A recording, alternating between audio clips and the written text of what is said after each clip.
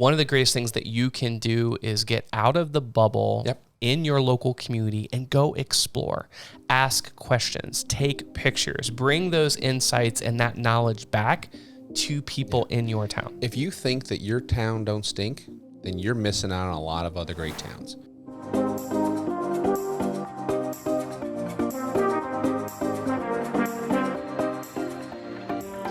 Hey everyone, my name is Ethan DeLeon, and I'm here with our founder and CEO of Small Nation, Jason Duff. On today's episode, we are honored to have the Director of Economic Development for the City of Gahanna, Nate Strum, joining us. We want to welcome you to the Small Nation podcast, where we share some of the valuable lessons with what we have learned about entrepreneurship, real estate, economic development, and more.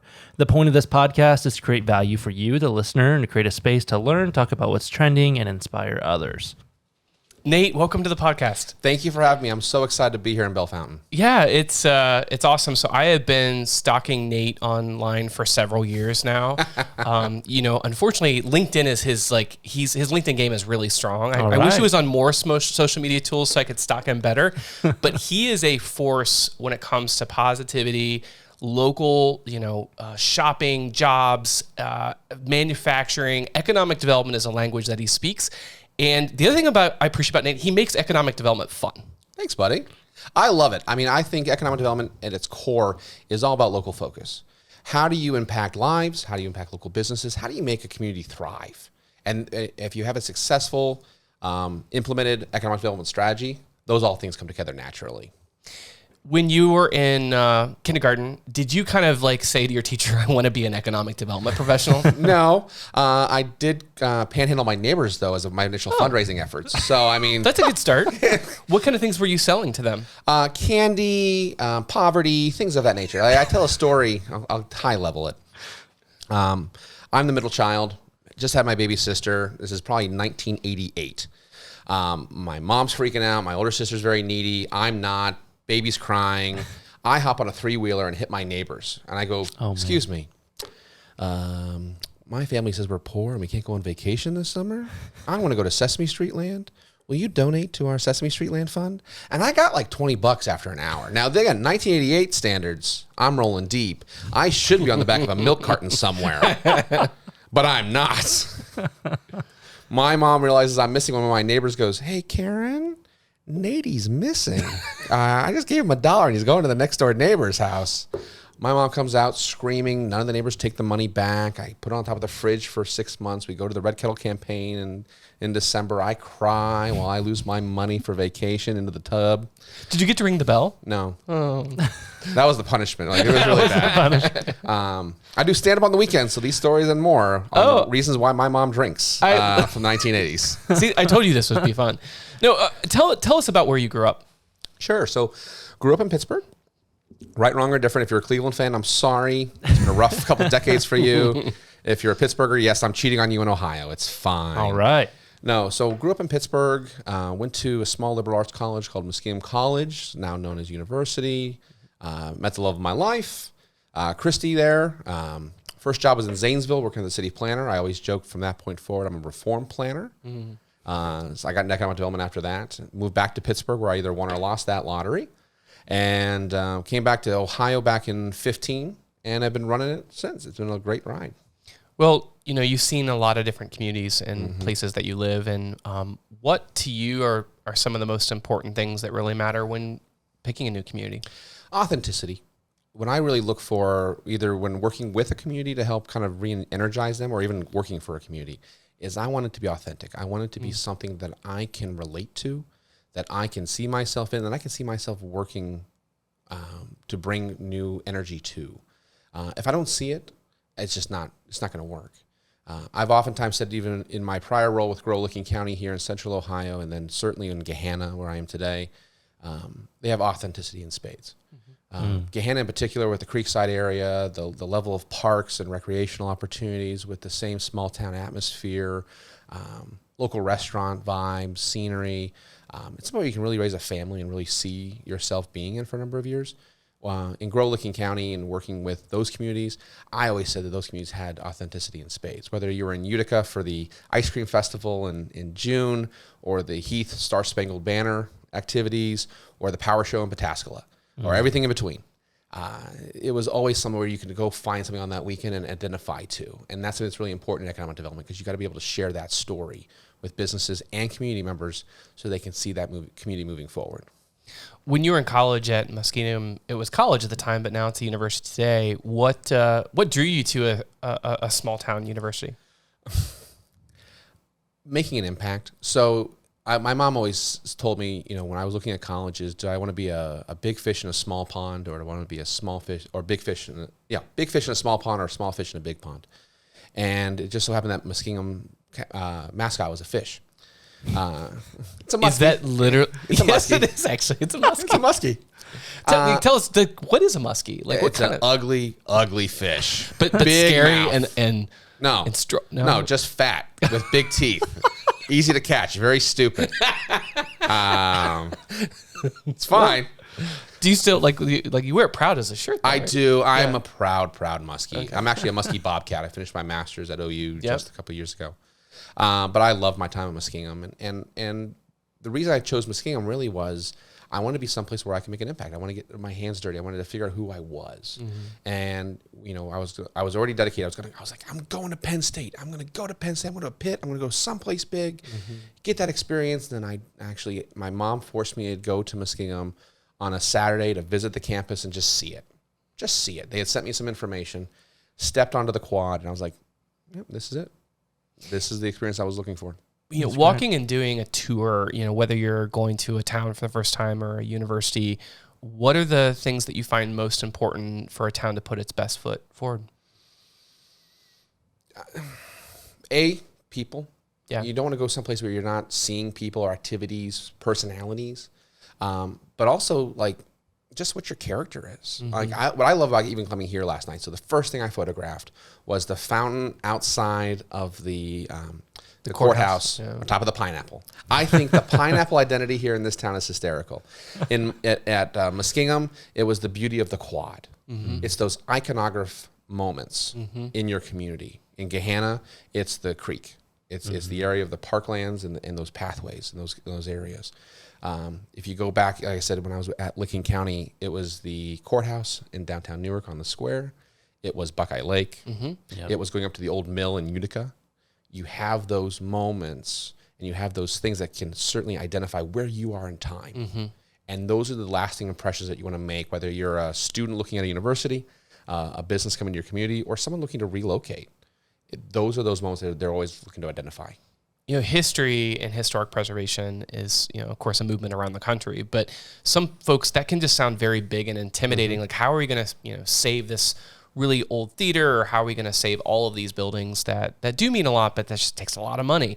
Sometimes it's just starting out really small. The details of architecture and art are peppered all throughout our towns. Sometimes they're really unassuming, but very big and significant. It's always about that intentional choice too. So if you're redeveloping a block, the goal is to save as much as you can, however you can. But even if you can't save something, it's about being intentional about backfilling what that aesthetic is and making sure that it fits the overall aesthetic of that block or that neighborhood, and making sure you're honoring the past. I love when you see public art, whether it's the fountains or the wall paintings. I think there's a banner-ish painting on the wall over here in one of your buildings, right here on the main drag. I love that stuff. Because again, it honors your history while still making you give space and sense of place. So you call yourself, I want to make sure I say it correctly, you were a planner, but now I'm a reformed planner now in economic development. So there is sometimes these barriers or maybe you call it like groups of thinking that around planning and zoning, trying to restrict. And can you speak a little bit to, because you've had kind of both of those hats, how you respect the planning process and why that's important, but how that can work with economic development? Sure. And so, and I remind even my counterpart, my good friend Michael Blackford in the city of Gahanna regularly, and we have conversations all the time. There's one great thing to be in a plan and to be mindful of what the community is looking for, but there's another side of this about being transactional. You can't just live in a bubble and have this master plan concept without being able to transact against it, because otherwise it's just going to sit on the shelf, collect dust, and you're going to move your community forward regardless. And so it's about being mindful. It's about moving at the speed of business. That can be very cliche at times, but I take it very purposeful. And so being able to understand timing, understanding workforce, and then backing that into a reasonable, articulated, digestible schedule so that a project can happen, not just maybe happen, and then get to that transaction moment. I was sharing with the team earlier, we're looking through a large-scale redevelopment of a portion of Gahanna right now, and we've partnered with some really phenomenal partners. Lori Bongiorno and her team from M&A have been phenomenal to work with. But I reminded them every step of the way as we're working through this revitalization plan, guys, at the end of this project, we need to transact. Got to accomplish something. We have to do something. It just can't be something that aesthetically is pleasing to everybody, and then it's going to sit on a shelf. So I oftentimes think with the end in mind when doing a project like that. I want to be mindful of public art. I want to be mindful of the existing infrastructure and the needs that are going to happen to it. But I also have to make sure that we catalyze the project to a degree that necessitates the public art, that necessitates the infrastructure improvements. Not just planning for them, but I got to make something happen that helps catalyze and bring additional dollars into the project to make those things happen.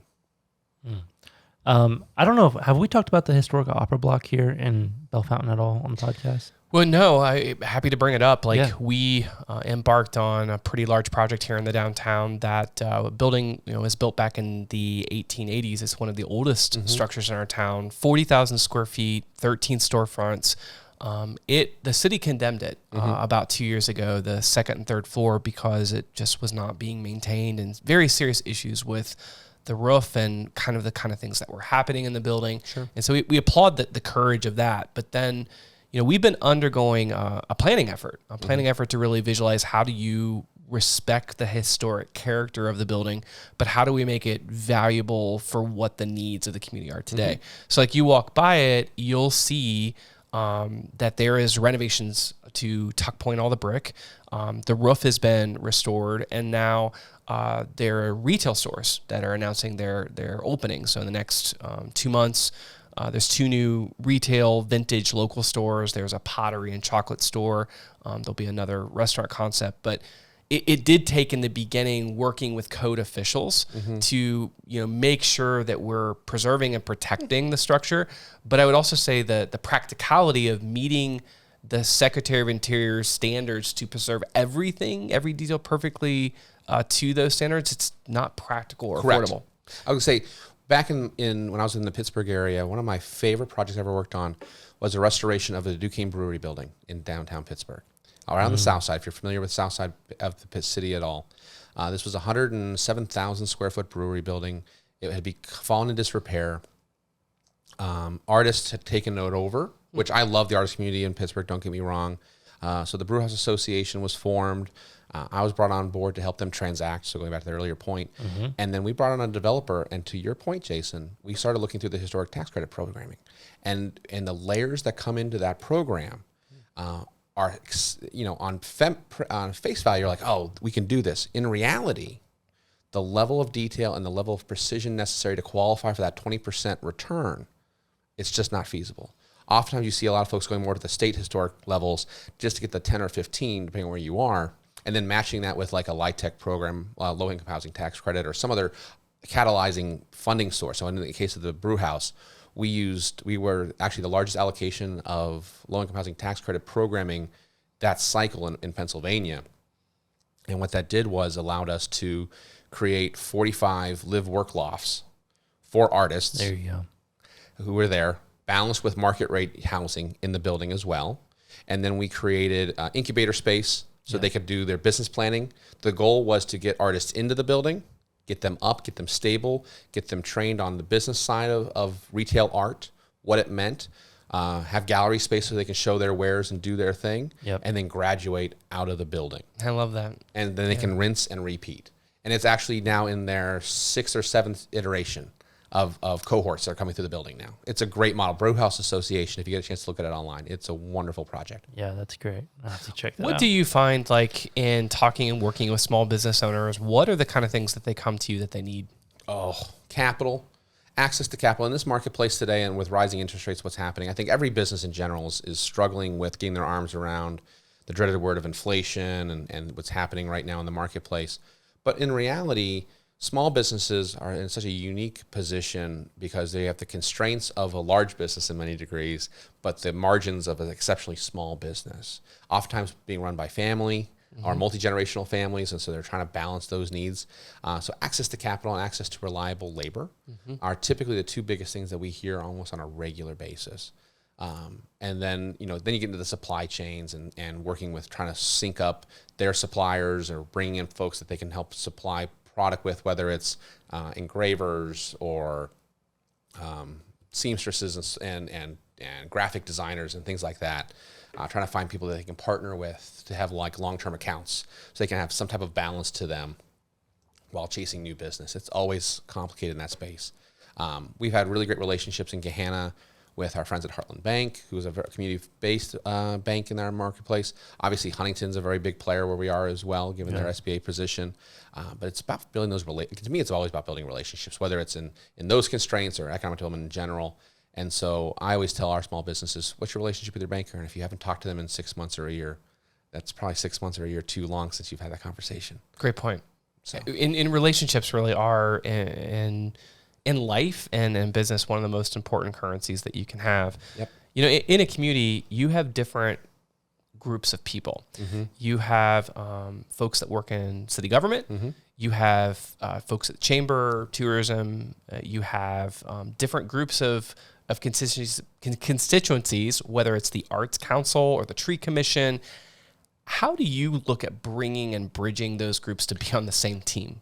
That's a great question. And it's something that I think every economic developer is challenged with because the dynamics of each of those organizations are very different. Personalities too, right? Personalities, dynamics, and ultimate goals. Yeah. And so it's trying to find that commonality. Where's the common ground that we can operate in? So if I'm talking to like the Tree Commission, for example, and I'm talking about doing a very large scale redevelopment and they want X number of green space. Okay, what are you really digging on here? What are we really looking for? What's the real impact you're searching for in these spaces? Just like when I talk to historical commissions. Okay, great. I want to preserve too. What are you really looking for? Like, because we can do some preservation work in here. We can also honor some facades. We can also do some public art. We can do some installations. We can do some placards and acknowledgments of what the history of these spaces were.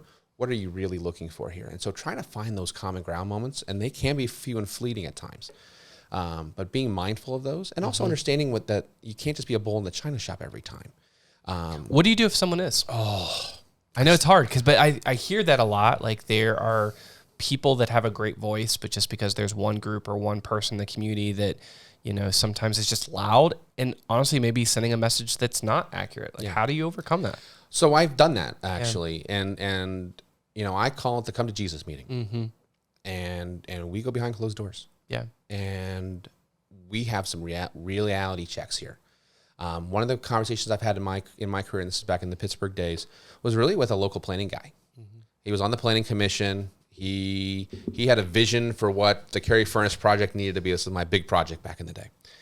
And everything we brought forward, no. And he would rally the community behind it every time. And now, mind you, got to remember, this project spanned 5 communities in one of the lowest income areas of Allegheny County. 168 acres, both sides of the Monongahela River, anchored by a historically significant blast furnace preservation space. So we have 2 furnaces on it. Go look at it online. It's beautiful today. It's amazing the work they're doing over there. But back in 2009, there's weeds, there's rampant, drug use on the site. It is rough. And I'm like, guys, we got to transact. But it wasn't what they envisioned. And I finally sat them down. I said, listen, I'm all about compromise. What do you want? Now, I didn't say it this way. I said a little more, crass and a little more direct. To be perfectly honest, you got to have those real moments, be real. quite frankly. Yeah. And basically said, the way you're going right now, nothing will happen on this site. And when nothing happens on this site, it's not going to be my fault. It's not going to be the redevelopment authority's fault. It's not going to be the county's fault as a whole. I will point it squarely at you, and I will show anyone who asks the level of contempt, and the level of discourse that you have created to service you because you want to be the architect. You want to be the vision. And because you have a sliver of influence in the process, you are holding everything up. That shook them. Because again, you need those real moments though, where it's like, and people complain. It's easy to complain and say, well, they should be doing this, they should be doing that. But when it comes down to it, there's probably no capital being put to solving that solution, and it's just being resistant to seeing anything get done. Well, and again, when dealing with small towns, so this town, although Allegheny County and Pittsburgh's a couple 100,000 people, county is 1 million plus. This community is 8,000 people, right? So you're dealing with that still small town dynamics. He's the big fish in that small town, but when you step out of that boundary, he's nothing. Right. So you just got to re-level set those expectations sometimes too. And it hurts. It's an ego check for all. But if you really are committed to affecting change, if you really are committed to improving people's lives, creating opportunities and moving your community forward, then you need to take a step back sometimes as an individual, realize what those overarching goals are, and get in line. I completely agree. And, something else, Nate, that I respect about you and I've enjoyed getting to know you better and also the communities that you've worked in and are working in.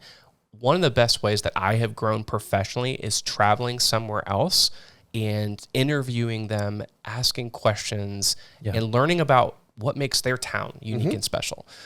You mentioned, Licking County, and just going and watching what's happened in Newark in the last 15 years. It's emulated a really great model of success for redevelopment.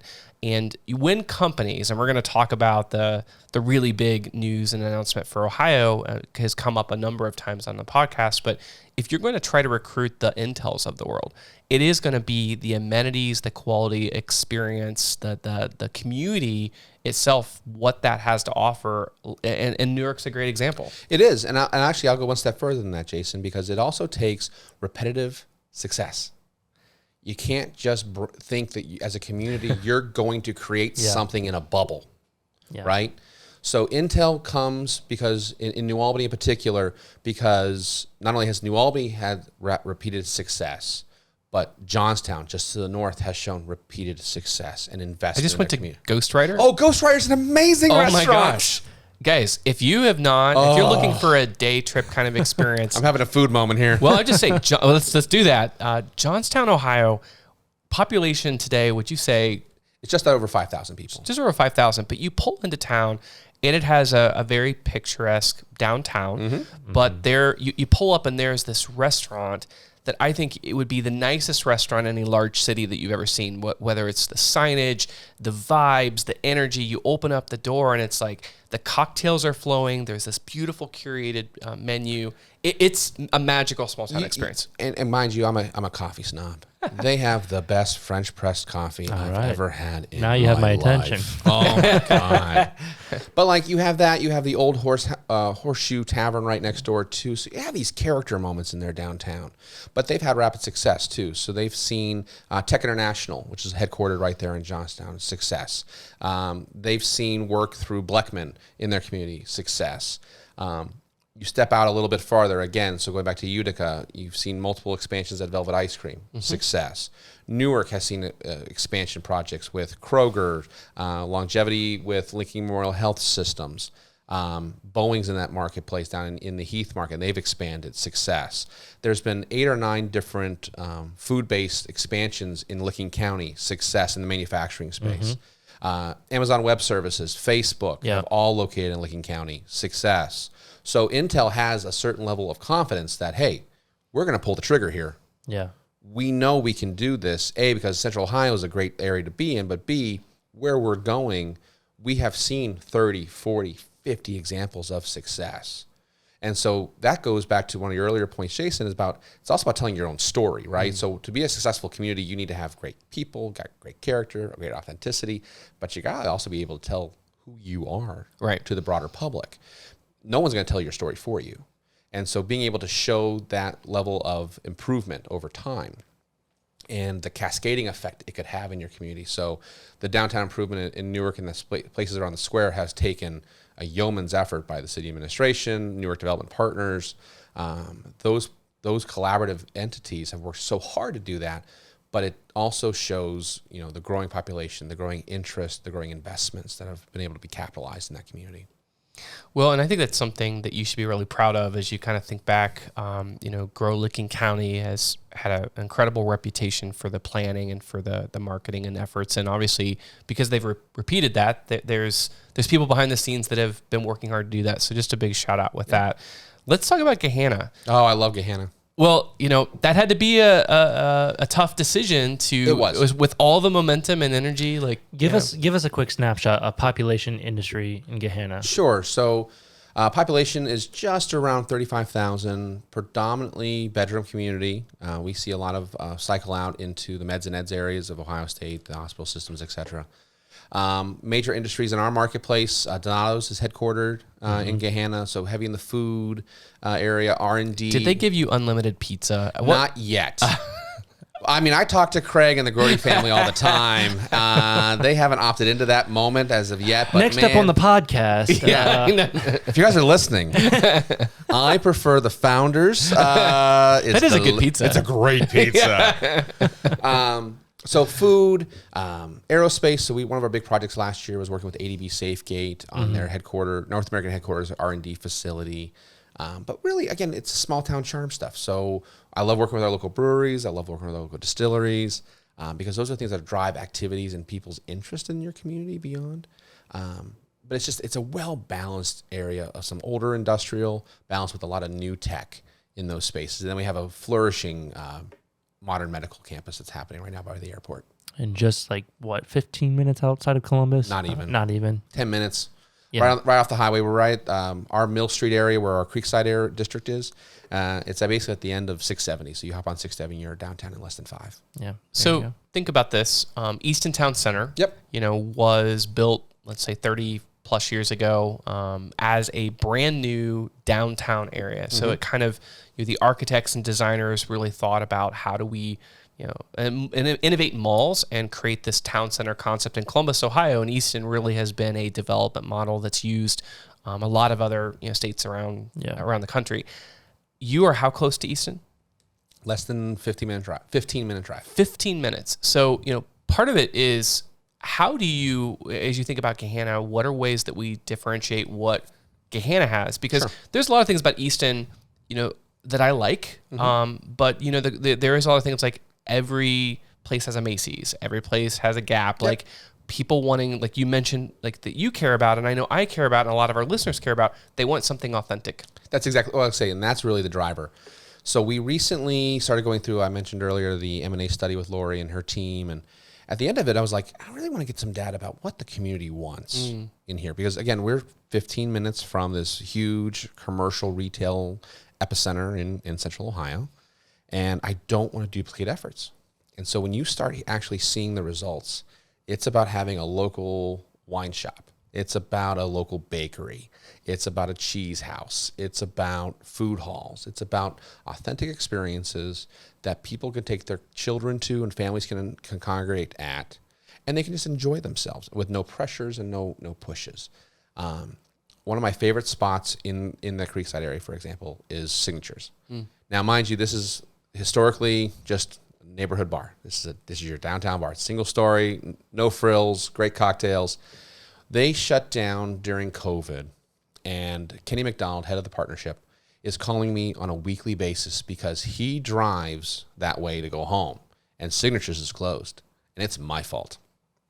I wouldn't want that phone call. First off, Kenny is a pretty prominent, important person in economic development in our state. And I've only been there 3 weeks. I'm like, Kenny, I'm talking to the owners. It's COVID, buddy. He's like, Nate, I want my popcorn and I want my cocktails. I love that. Get them back open. That's passion. Though. It was. But that's the thing.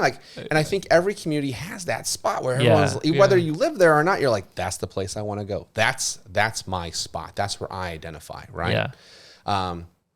I go up to Edison Brewing Company. So if you haven't been to Edison Brewing Company, Edison is at Franklin Peak. So it's the highest peak in Franklin County. It's in our industrial area, but you wouldn't know it being there. It's right next to... Are you going to let them know that you are in Bellefontaine, the highest point in Ohio? I'm not highlighting that point. I mean, someone else just highlighted that point. And I'll be going to and just for consistency purposes, I'm going to partake in the local brewery scene after this podcast. You like that. Got to try it out here, the highest point in Ohio. See? Yeah, you could done See both if it tastes different. I just got to understand that. Research. Yeah, exactly. But going there, I mean, that's my spot. And every Tuesday is our trivia night, and I'm there on the weekends hanging out because you oversee a 9-hole golf course. There's a driving range, which is all lovely, but you're at the backside of the airport, and you're watching the planes come in above, and then you have unfiltered views of downtown at night, of downtown Columbus. And it is just absolutely stunning. So if you get a chance, I mean, those are those iconographic moments in your community, but also those small town charm moments. So like, I knew the bartenders within probably a week of going there regularly. Just chat them up, you talk to them, and now that's my spot. And so I will do anything I can to help my spot now. And candidly, as an economic developer, every one of my businesses is my spot. I own that. I want to own the relationship. I'm not going to have the solution every time, but I want to be the person that they think of to call.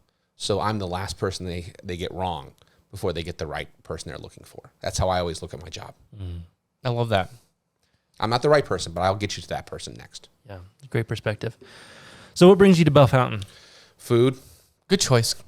I mean, honestly, I was here back with Mode and One Columbus team a few weeks ago, and I love the downtown, and I love visiting small towns. To Jason's earlier point, I want to find out what makes you guys tick up here a little bit.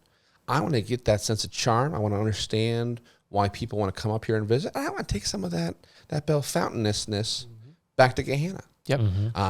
Earlier today, I was out at Wapakoneta. Loved walking out Wapakoneta. Another great downtown. Great downtown. Yeah. And so I want to take some of that Wapakoneta kinetic energy back down to Gahanna. There you go. Exactly. Someone from Walpock better listen to that. Yeah. So what is it? What do you see in Bell Fountain that can be brought to like a bigger city? I don't want to say a bigger city like Gahanna, but you know what I mean. Sure. No, I get it. Well, I love the density.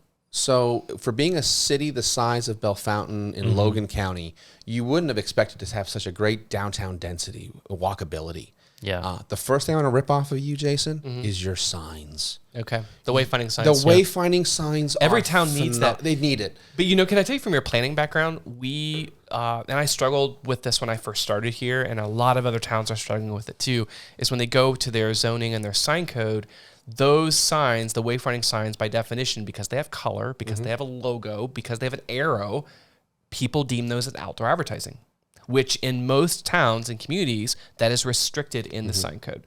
But you understand, if you're a side business or a business on a side street, you do not have the visibility of the traffic. That's exactly right. And I think what I recognized when I saw them, and I'll tell you, I ripped them from traveling to Napa, California. Oh, sure. Which is a great place to do research and development. No doubt.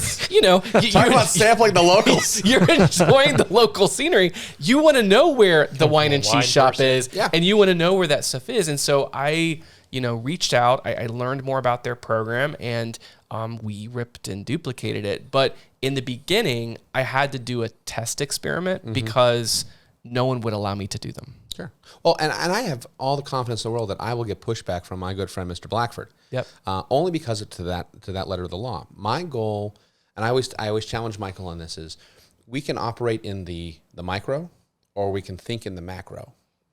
I want to get you up here. Let's if we think with the end in mind. So the end in mind is to make sure that our users who are coming into our downtown can figure out where they want to go and what they want to experience, right? If we can think that that's effective use of people, movements, and downtown growth, how do we implement that at the zoning code level, regardless of what they look like aesthetically, so that we are creating a meaningful impact that supports the continued growth of our community? But I'm ripping that so hard. And by the way, Gahanna is the herb capital of the world. That's right. So I don't know what I'm going to put from an iconography standpoint on that thing yet. We can suggest some ideas. I have no doubts. I've had those suggestions made to me. But fun fact, the largest herb in the world is the banana. So if you can say banana, you can say Gahanna. Do you know that is a T-shirt? I like that. I like that. I went to college with a girl That's our pineapple. whose name... I like it. I like it, actually. Her name was Hannah. and she lived in Gahanna. That's a bad thing for her. Poor Hannah. Yeah, Hannah Banana, Gahanna. Yeah. Good on her. Well, so the wayfinding signs, the other thing that we hear a lot of feedback on is how much specialty retail there is, and how important specialty retail, on our main streets, whether it's the shops, the boutiques, and then, just like we're really proud of our kids' toy store, the Fun Company. Oh, okay. So, when I was here last time, 6 weeks ago, we were doing the walking tour. So I don't know if Nick, bless his soul, he's walking me around, and I'm like this kid in the candy store. I'm having ectevgasms all over your town. Really? Okay, that's a term. I was going to jot this down. So you called it what again? An ectevgasm. Which is economic development and them together? You can say that last word. I'm just going to assume that that's what that means. I love it. Okay. We're going to coin that, and so I'm shiny. I'm so shiny right now. I'm a small kid in a candy store, and Nick just goes, and here's our independent toy store. I said, oh, we're stopping. He's like, well, we don't have time. I said, I don't care. We are stopping in here, and I'm going to check this out. Yeah. And I went in there, and he's like, Nate, you got like 5 minutes. And I said, that's fine. I'm spending money. And sure enough, I went to the backside, and I found, my wife's a big board gamer. And I found a couple board games that she's been looking for. I was like, these are coming home with me. And that's what you look for in downtown, right? Yeah. Like to be a vibrant downtown, you want that cross traffic. You want that, I got to stop there for this and I got to do there for that kind of thing. Toy stores, I think antique stores, if they're done right, yes, can really do not a junk thrift store, but curated booths where it's clean, themed, and people can define what they're looking for in that space pretty quickly, and you'll know where that activity is going to land in. How do you encourage that to happen? You recruit. Yeah. Like any other business. So we talk regularly about how do we recruit economic-based businesses to support our communities. Yeah. You need just as much energy, if not more, to find those special small businesses or the people who are passionate in those spaces to create small businesses and then enabling them to happen in your community so that you can have those moments. Where do you start with that? I mean, either you can speak to this when recruiting smaller businesses. Well, I mean, I think part of it is finding people that feel unappreciated and underappreciated. So there's a lot of businesses in towns that, aren't supported by their locals, or they're, stuck, or they have a bad landlord that, isn't maintaining their property. And I think it's just being available to know that you can be a resource to reduce speed bumps for them for if they do want to make a change or a move. But then secondly, I also think it's finding businesses that are already successful in one town and maybe are ready to take that next steps to open up a second location. Here in Bellefontaine today, I look at examples like Dash and Joey's. It's a fresh squeezed juice bar in the Anytime Fitness community gym that we have in the downtown. They started in Lima. Second location is Walpock. Third location is here. They're getting ready to announce their fourth location. That's an example of a business that has reached scale. And there are other entrepreneurs and businesses that, whether they're licensing their business and licensing their logo, their menu, their systems and process, or another word is a franchise. And there's some great Ohio-based franchises. Yep. I mean, going over, your way in Granville, I love the Whitmans that have started Witt's Frozen Custard. Yep. And I think that's an example. I think there's like 20 or so Witts that are everywhere. Yeah. And it didn't used to be everywhere. No, they were intentional about what they wanted to do. And by the way, stopped at Dash and Joey's while I was in Wapak today. Oh, good. Got a nice little whey shake. It was really warm outside. It was delicious. Chad says hi. He thinks highly of you. That's awesome. That's great. Chad's great. Yeah. But that's the thing. And again, so if that's the private market side of it, from an economic development public side, our goal is to create vibe. I want to create a space for businesses who naturally are growing. Think of us. Yeah. When those moments happen. Like we've seen a couple different, now that the word's out that we're doing something down in Creekside, for example, we've gotten contacts about bakeries looking to expand because that was a thing on the board. We've gotten a couple different wine purveyors who were like, yep, I want to open up my second wine shop or my third wine shop in your town because this is the demographic and I love being that close to the city without being in Columbus proper, right? And so it's about creating that vibe. It's about creating that feeling. And it's about creating that message around those spaces that business can relate to immediately. And then being able to be engaged. And damn it, people, follow through. When a business contacts you and is looking to expand, locate, understand, I hear regularly the loss of opportunity because you never follow through. No one called me back. No one called me back. I sent an email. I never heard anything back. I popped by City Hall and no one was there. That's so sad. It's crazy. I mean, that's the most basic thing you can be doing, quite frankly. Yeah. And so from an economic development standpoint, not only is it a matter of following through, but it's also finding the right team members who can also execute with you. I have a Henry Ford quote on my board that planning without implementation is just a hallucination. And so if you don't have the team to also implement things, you're just dreaming at this point. So it's about being intentional about finding those right partners, not only external but internal, to kind of help move your stuff forward. So I have Courtney Thrain, who's a great partner and friend. She's a Main Streets USA advocate, but she gets the small business side so well because she's constantly just on the pavement talking to businesses. How can we help? How can we help? How can we help? And then, oh, by the way, here's people who are coming into the market to help. So That's great. What are you most excited about right now? And this could be professionally, personally. Like what's something that's a great question. That right now I'm just excited about this. I'm excited for the change that's coming to Central Ohio as a whole. I hate going to meetings now at this point and talking about Intel because I'm the guy who's like, I just want to get it done. Yeah. I want to see what the next thing's going to be, right? But the rapid change that we've seen the last 6.5 years since I've come back to the marketplace, even in Central Ohio, what's the next big deal? What's the next small deal? How's this redefining our communities? We held a public forum in Gahanna, and thankfully Lieutenant Governor Husted joined us in the chat too. He showed up and shared some of his thoughts on the projects that are happening and the role Intel's going to have on Gahanna, for example. But I'm ready to go.